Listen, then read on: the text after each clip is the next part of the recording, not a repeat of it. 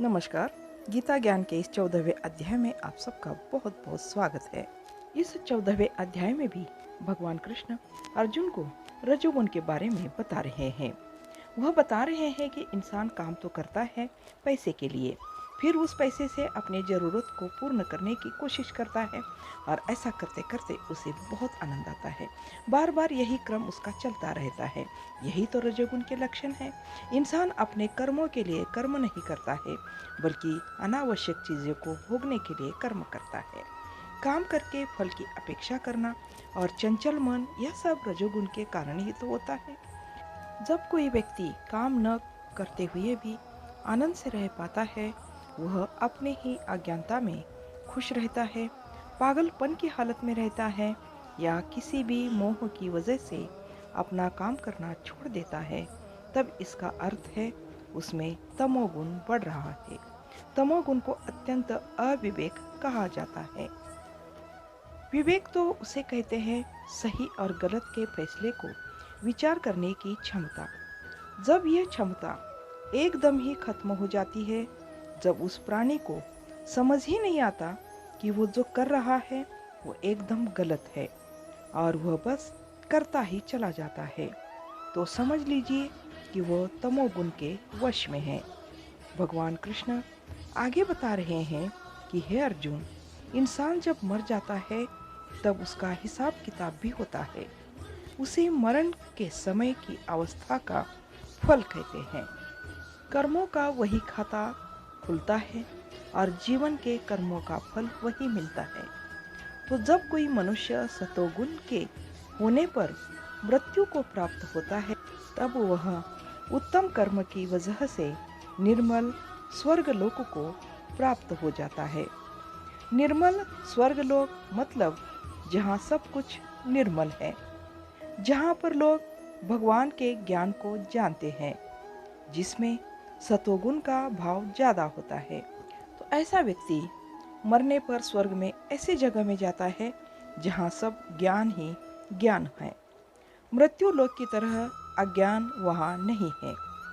मनुष्य के पूरे जीवन का भगवान के पास खाता खुला रहता है और अंत में वह खाता चेक भी किया जाता है।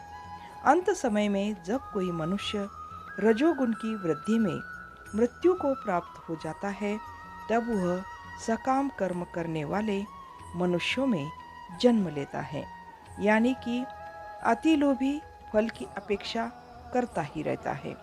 कहते हैं ना, जैसी करनी वैसी भरनी। जब इस जीवन में हमेशा रजोगुण प्रभावी था, यानी आप जिंदगी भर फल के लोभ में कुछ भी करने को तैयार रहे, तो अगला जन्म इससे अलग कैसे हो सकता है। और उसी प्रकार तमोगुण की वृद्धि होने पर मृत्यु को प्राप्त मनुष्य पशु पक्षियों का जन्म प्राप्त कर लेता है। सतोगुण में जो कर्म किए जाते हैं उनका फल सुखकर होता है। शुभ कर्मों का फल शुभ होता है।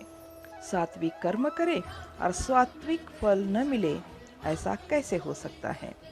सात्विक वृद्धि वालों को ऐसा फल मिलता है जो ज्ञान से भरपूर हो, और रजोगुण में किए गए कर्मों का फल बड़ा दुखदायी होता है।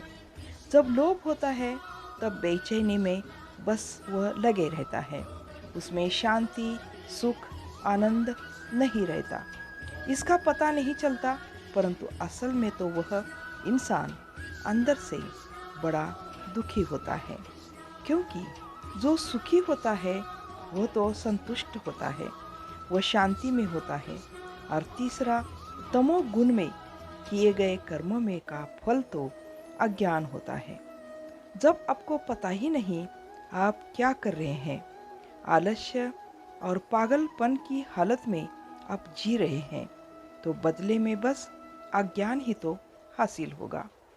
भगवान कृष्ण आगे कह रहे हैं कि हे अर्जुन, सतोगुण से वास्तविक ज्ञान उत्पन्न होता है। वास्तविक ज्ञान यानी जो आपको ईश्वर तक ले जाए, जो आपको ये समझाए कि आप में उपस्थित आत्मा उसी परमात्मा का अंश है। यह सब हमारे अंदर की अज्ञानता की परत हटने पर ही प्राप्त होता है। रजोगुण से निश्चित रूप से लोभ ही उत्पन्न होता है। लोभ कभी न खत्म होने वाली लत होती है। मनुष्य को लगता है कि इतना काम हो जाए, बस आगे रुकना है, परंतु लोभ रुकने ही नहीं देता। तमोगुण से निश्चित रूप से प्रमाद, मोह, अज्ञान ही उत्पन्न होता है। इसलिए तमोगुण तो तीनों गुणों में से सबसे बुरी अवस्था वाला होता है। सत, रज और तम, ये तीनों गुण हमें किसी न किसी शरीर में मिलते हैं। तीनों गुण भी बंधनकारक होते हैं। तीनों भी हमें बांधते हैं। सतोगुण में स्थित जीव स्वर्ग के उच्च लोकों को जाता है। स्वर्ग के उच्च लोक यानी कि जहाँ ज्ञान ही ज्ञान हो, जहाँ दुख नहीं होता। रजोगुण में स्थित जीव मध्य में यानी कि पृथ्वी लोक में ही रह जाता है, यानी उनका फिर से जन्म होता है, वे वापस मनुष्य शरीर में आ जाता है। और तमोगुण में स्थित जीव पशु आदि यानी कि नीच शरीर में आकर नरक को प्राप्त हो जाता है, अर्थात जानवर के शरीर में वह आ जाता है। फिर उसको ज्ञान कैसे प्राप्त होगा? उसको स्वर्ग को जाने का अवसर एक बार मिला था, वह आगे कभी नहीं मिलेगा। तो इस तरह से भगवान कृष्ण अर्जुन को 3 गुण यानी सत, रज, तम के बारे में विस्तार से बता रहे हैं। तो ये गीता ज्ञान का वीडियो आपका कैसा लगा? अच्छा लगा तो लाइक, शेयर, कमेंट जरूर करें। नए हो तो सब्सक्राइब करना ना भूलें। मिलते हैं अगले वीडियो में। धन्यवाद।